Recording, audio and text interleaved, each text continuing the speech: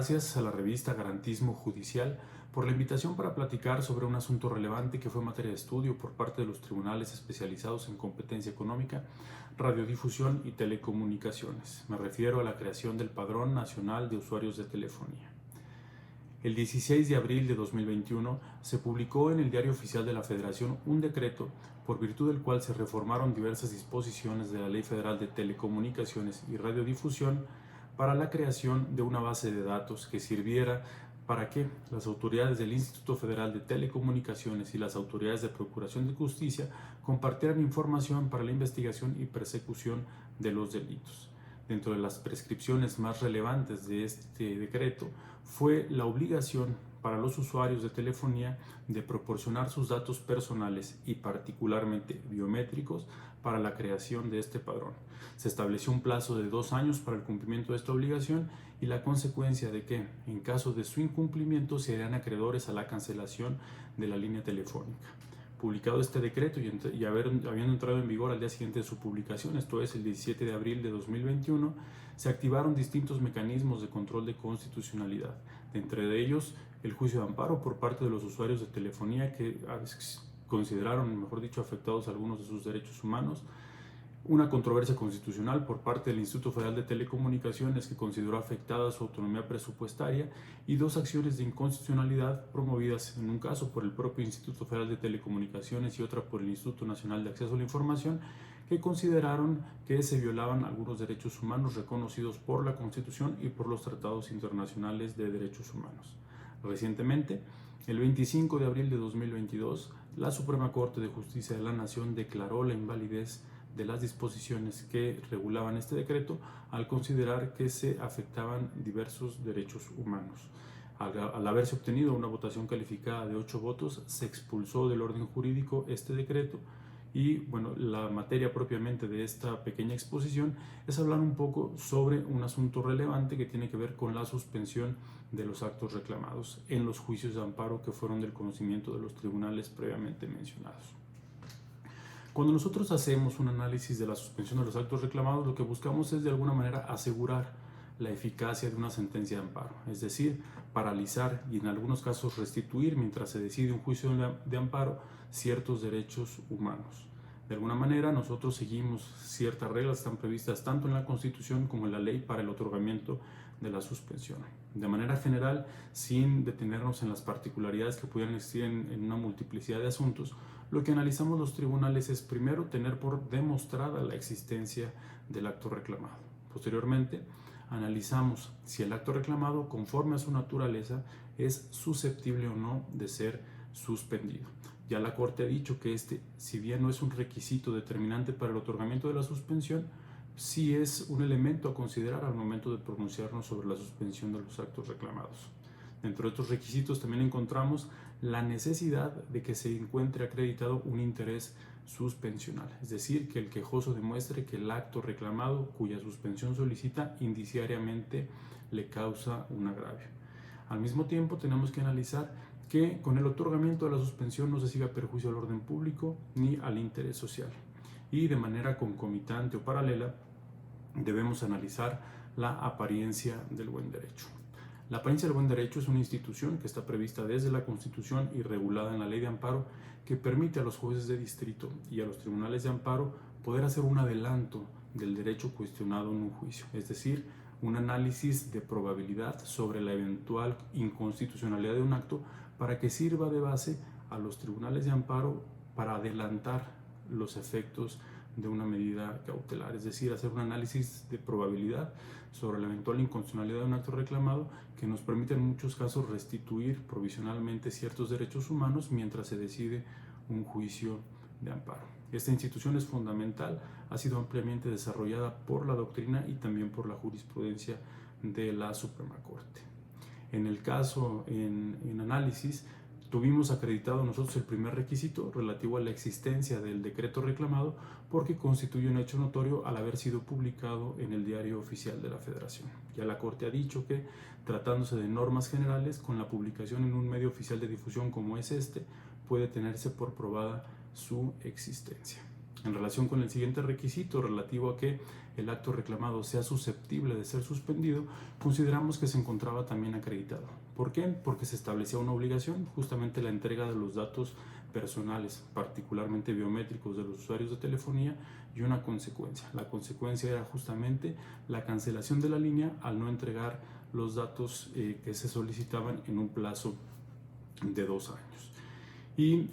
debo destacar que en este caso existieron algunos criterios por parte de los tribunales especializados en los que consideraron que se trataba de un acto futuro de realización incierta. ¿Por qué futuro de realización incierta? Porque la creación de este padrón estaba sujeta a las reglas que emitiera el Instituto Federal de Telecomunicaciones, donde se estableciera cómo se iba a cumplir con la obligación. Sin embargo, nosotros consideramos que estábamos frente a una norma autoaplicativa cuyos efectos podrían ocurrir de manera inmediata, debido a que la obligación prevista en el decreto cuestionado corría justamente a partir de su entrada en vigor, es decir, los 2 años con base en los cuales tenían que entregar, o a partir de los cuales, mejor dicho, tenían que entregar los usuarios de telefonía sus datos biométricos, estaban justamente computados a partir de que entraba en vigor el decreto y no a partir de la creación de este padrón. Además, si bien se estableció un plazo de 6 meses para que se creara este padrón, de alguna manera el plazo de 6 meses era el plazo máximo para poder entregar estos datos biométricos, de manera que podía también llevarse a cabo el primer día o dentro de los primeros días de este periodo, con lo cual también su ejecución podría tornarse inminente para efectos de la suspensión de los actos reclamados. Y además de que dichos plazos corrían de manera paralela, es decir, tanto la obligación para los usuarios de telefonía como para el propio Instituto de Telecomunicaciones corrían al mismo tiempo, es decir, a partir de que entraba en vigor este decreto. Fue así que consideramos que se trataba de una norma autoaplicativa y que por ende eran aplicables las prescripciones que para la suspensión de normas autoaplicativas estaban previstas en el artículo 148 de la Ley de Amparo. Precisado esto, lo siguiente fue analizar la acreditación del interés suspensional.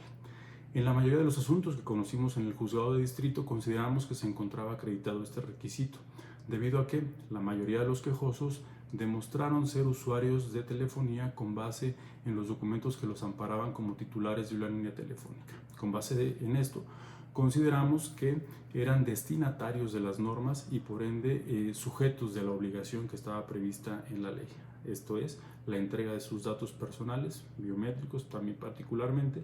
y por ende les era aplicable también la consecuencia, en caso de no cumplir con esta, la cancelación de la línea telefónica. Y bueno, pues al estar acreditado este interés suspensional, lo siguiente fue entonces establecer si con la paralización del decreto reclamado se seguía en perjuicio al orden público o al interés social. Consideramos que se cumplía también este requisito debido a que la paralización no contravenía estos valores, debido a que las autoridades responsables tenían a su alcance diversos mecanismos para poder llevar a cabo la investigación y persecución de los delitos. Tratándose de líneas celulares, tenían a su alcance mecanismos como la geolocalización de los equipos celulares, de acuerdo con las disposiciones propias del Código Nacional de Procedimientos Penales, así como también la obligación de los concesionarios de telefonía de entregar los datos que obraran los equipos de cómputo para poder llevar a cabo esta investigación y persecución de los delitos. Con base en estas herramientas, las autoridades de Procuración de Justicia tenían a su alcance mecanismos para poder llevar a cabo la persecución de los delitos. Incluso también consideramos que paralizar esta obligación no tenía como consecuencia la continuación de un delito,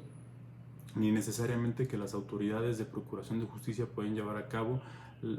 una mejor investigación de los delitos, al margen de que se veían afectados cierto tipo de derechos humanos, de manera tal que al no encontrarse en juego, o mejor dicho, en riesgo estos valores, se acreditaba este requisito. Y finalmente, el que tiene que ver con la suspensión de los actos reclamados, consideramos también satisfecho este requisito por cuanto se refiere a la apariencia del buen derecho. Ya les decía yo que la apariencia del buen derecho tiene que ver con un análisis de probabilidad sobre la eventual inconstitucionalidad del acto reclamado, para que, en caso de que éste sea posiblemente inconstitucional, podamos nosotros hacer un adelanto del derecho cuestionado y que mientras se tramita un juicio de amparo no se produzcan daños de difícil reparación a los quejosos. Este análisis de verosimilitud sobre el derecho cuestionado, así lo dice la jurisprudencia, nos permite precisamente hacer este asomo hacia el fondo del asunto para el caso de la suspensión y que esto eventualmente cobre una relevancia especial al momento de que nosotros otorguemos o no la medida cautelar de que se trate. Pues bien, para tener acreditado este elemento hicimos uso de una herramienta que es normalmente aplicable a los juicios de amparo en el fondo, que permite justamente analizar si una restricción a cierto tipo de derechos puede o no ser constitucional. Es novedoso el uso de esta herramienta porque precisamente la utilizamos en las sentencias de fondo, pero al permitirnos justamente esta institución, la apariencia del buen derecho, hacer este análisis probabilístico de la verosimilitud del derecho cuestionado, consideramos también que era posible aplicarlo a la suspensión de los actos reclamados. Y con esto me refiero al test de proporcionalidad. El test de proporcionalidad es una herramienta que deriva de la doctrina alemana, también acogida por la Suprema Corte de Justicia de la Nación, y que nos permite analizar la restricción a ciertos derechos humanos a partir del cumplimiento de ciertas gradas o de ciertos elementos, principalmente la finalidad de la restricción, su idoneidad y su necesidad, así como también la proporcionalidad de la propia medida. En el caso, nosotros consideramos que este decreto, con las previsiones que estaban previamente señaladas, podía incidir en cierto tipo de derechos, principalmente en los derechos reconocidos en los artículos 6 constitucional y 16, párrafo 2 de la Constitución Política de los Estados Unidos Mexicanos. Recordemos que el artículo 6 constitucional establece en una primera parte que todas las personas tienen derecho al libre acceso a la información plural y oportuna, y que también tienen derecho a buscar, recibir y difundir información e ideas de toda índole por cualquier medio de expresión. También establece una obligación para el Estado de garantizar el derecho de acceso a las tecnologías de la información y comunicación, así como los servicios de radiodifusión y telecomunicaciones, incluido el de banda ancha y de Internet. En el caso del artículo 16, párrafo 2, pues establece un derecho a la protección de los datos personales. Cuando nosotros llevamos a cabo este test de proporcionalidad de manera excepcional para efectos de la suspensión, lo que tratamos es justamente de analizar si la restricción a estos estaba de alguna manera justificada y si eventualmente íbamos o no a conceder la protección constitucional. En relación con el primer elemento, relativo al fin constitucionalmente válido, consideramos que, como precisamente era crear una base de datos con información de las personas que fueran titulares de una línea telefónica, pues de alguna manera estamos hablando de una finalidad constitucionalmente válida, precisamente porque pues tenía como fin último la persecución e investigación de los delitos, que es una finalidad que está prevista en la propia Constitución. No obstante, haciendo este análisis superficial, que es el que corresponde al analizar la apariencia del buen derecho, consideramos que no podría ser necesaria, pues además de que el registro de una línea telefónica no requiere de manera forzosa los datos biométricos del titular, bastaría tal vez con los datos personales, podrían existir medidas alternativas que no implicarían necesariamente la entrega de dichos datos y que tuvieran el mismo grado de efectividad. Lo mismo consideramos que no se actualizaba en relación con la cancelación de una línea móvil ante el incumplimiento del registro, porque esto se trataba de la sanción más severa de las posibles sanciones que pudo haber elegido el legislador. Esto es, frente a una posible restricción del servicio, una posible restricción temporal o una posible sanción económica, se había elegido la medida más gravosa, como era la cancelación de la línea, que ponía en riesgo el uso de dispositivos que permitieran acceder a esta información plural y oportuna y a la difusión de las ideas, ¿no? Al mismo tiempo que la entrega de estos datos al Estado como condición para el goce y disfrute de estos derechos ponían también en riesgo los datos personales de la persona. De esta manera consideramos que la medida no podría ser ni idónea ni proporcional, ya que no encontrábamos tampoco una relación directa o causal entre la existencia del padrón y una mejor investigación de los delitos. De esta manera nosotros consideramos que el establecer una base de datos para el intercambio también de esta información entre el IFT y las autoridades de procuración de justicia tampoco podría establecerse sobre la base de la seguridad pública, precisamente porque la seguridad pública lo que busca es crear las condiciones necesarias para que los ciudadanos puedan gozar de ciertos derechos, de modo que no podría constituir al mismo tiempo un obstáculo para su ejercicio. Y finalmente, al encontrar satisfechos todos estos elementos, consideramos procedente el otorgamiento de la suspensión provisional, posteriormente de la suspensión definitiva en cada uno de los asuntos que conocimos, para el efecto de que las autoridades se abstuvieran, primero, de hacer exigible esta obligación y por ende de hacerle aplicable la consecuencia prevista en caso de su incumplimiento, como era la cancelación de las líneas telefónicas. Con esto explicamos de manera muy general cómo fue el estudio de este asunto y la relevancia que tuvo el test de proporcionalidad para efectos del otorgamiento de la medida cautelar. Muchas gracias.